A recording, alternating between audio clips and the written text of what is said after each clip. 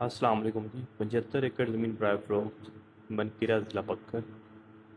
शहर से सिर्फ 3 किलोमीटर के फासले पे, तहसील हेडक्वार्टर से सिर्फ 3 किलोमीटर के फासले पे, मेन हाईवे से 3 किलोमीटर का फासला। आप देख सकते हैं कि बिजली की लाइन रकबे के अंदर से गुजर रही है और बाग माल्टे किन्नू और मौसमी माल्टे का बाग इसके अंदर लगा हुआ है। 15 एकड़ इस कारपेट रोड का फ्रंट है।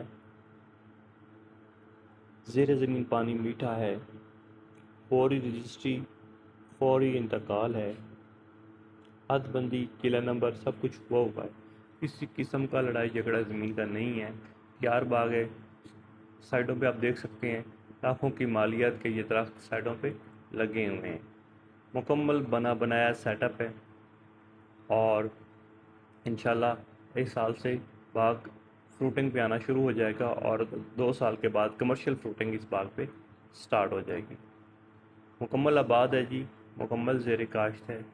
जिन दोस्तों को ये ज़मीन चाहिए वो हमारे व्हाट्सएप नंबर 0345 61 85 917 पे रब्ता करें। अच्छी ऑफ़र है। अच्छा रकबा है। जैसा रकबा सरगोदा में 45 लाख रुपए का एकड़ मिलता है और यहाँ पे इसकी कीमत 26 लाख रुपए फ़ी एकड़ है। शुक्रिया।